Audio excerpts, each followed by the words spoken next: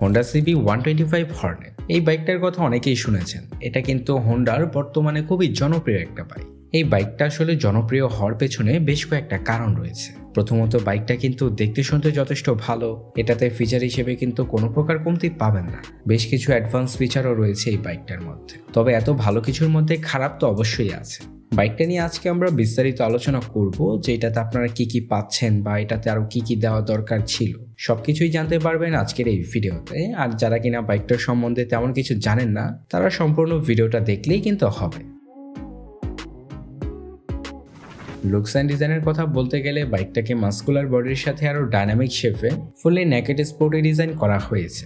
আর বলতে গেলে আপনার এই সেগমেন্টের তেমন একটা বাইকে কিন্তু আপনারা এত ভালো ডিজাইন প্যাটার্নটা দেখবেন না। 125 সিসি বাইকের ক্ষেত্রে আপনার যে বিষয়টা আসলে হয়, এই বাইকগুলোর ডিজাইন প্যাটার্নটা আপনার সাধারণত ফ্যামিলি বাইকারদের জন্য তৈরি করা হয়। তবে এই বাইকটার ক্ষেত্রে তার বিপরীত, এইটাতে আপনার স্পোর্টি ডিজাইন পাবেন, যার ফলে বর্তমানের যে ইয়াং রাইডাররা রয়েছে তারা কিন্তু এই বাইকটাকে ভালোই পছন্দ করবে।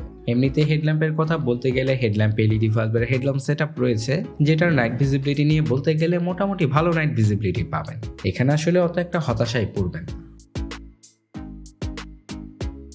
ফ্রন্ট সেকশনে আপনারা আবার কিছু পরিবর্তন দেখবেন। মানে সচরাচর আপনার 125 সিসির বাইকে কিন্তু আপসাইড ডাউন সাসপেনশন দেয় না, যেটা আপনার এই বাইকটার মধ্যে পাবেন, যেটা কিন্তু এই বাইকটার ক্ষেত্রে খুবই আপনার কি বলেন যে একটা অ্যাডভান্স ফিচার পাচ্ছেন, যার কারণে মূলত এই বাইকটা এতটা জনপ্রিয়। মানে বিশেষ কয়েকটা জায়গায় এই বাইকটা বেশ ভালো পারফর্ম করে। তো এটাতে আপনারা আপসাইড ডাউন সাসপেনশন পাবেন।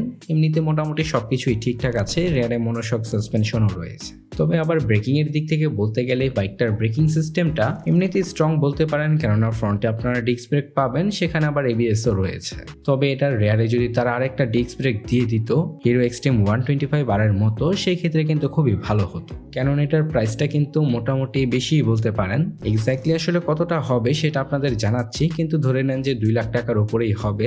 তো এই প্রাইস পয়েন্টের একটা বাইক অনুযায়ী এটাতে তারা কিন্তু চাইলে ডাবল ডিস্ক দিতে পারতো। তবে হিরো ব্র্যান্ডের এক্সট্রিম 125R কিন্তু এই ব্যাপারে আবার অনেকটাই এগিয়ে। সেটাতে আপনারা ডুয়াল চ্যানেল এবিএস পাবেন। তো যাই হোক, এটাকে ব্রেকিং এর দিক থেকে কিছুটা পিছিয়েই রাখা যায়।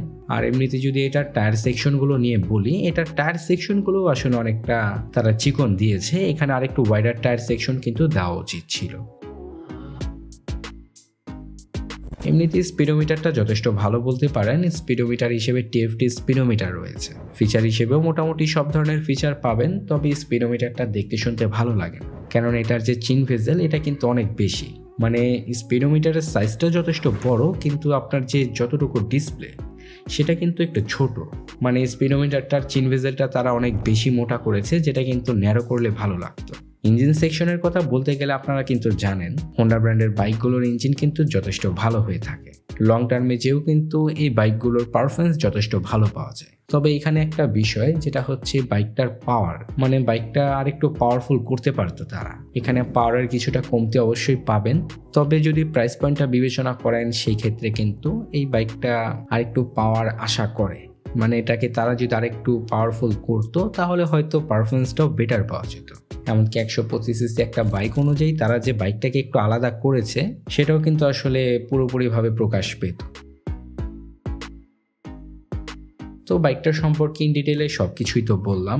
এখন এটার লঞ্চ ডেট নিয়ে যদি বলি, বাইকটা কিন্তু বর্তমানে বাংলাদেশের মার্কেটে আসছে না। এটা বাংলাদেশে আসতে পারে আপনার ঈদের মধ্যে অথবা ঈদের পরে। এই বাইকের প্রাইসটা নিয়ে যদি বলতে যাই, ইন্ডিয়ান বাইকের তুলনায় বাইকটার প্রাইসটা যদি কম্পেয়ার করেন, সেক্ষেত্রে বাংলাদেশে 2 লাখ টাকার নিচেই হওয়ার কথা। কিন্তু যখন বাংলাদেশে আসবে, তখন এটার প্রাইসটা কিন্তু 2,10,000 টাকার উপরে হবে। মানে হিরো এক্সট্রিম 125R যে বাইকটা রয়েছে, সেটা বাংলাদেশে আনতে এই মুহূর্তে খরচ হচ্ছে আপনার 2,10,000 টাকা। তো হিরো ব্র্যান্ডের বাইকের তুলনায় এটার প্রাইসটা যে একটু বেশি হবে, এটা কিন্তু স্বাভাবিক। অথবা এই বাইকটার প্রাইসটাও কিন্তু হিরো ব্র্যান্ডের বাইকের মতোই হবে। তো আজকের মতো এই পর্যন্তই। আপনাদের সাথে দেখা হচ্ছে পরবর্তী কোনো নতুন ভিডিওতে।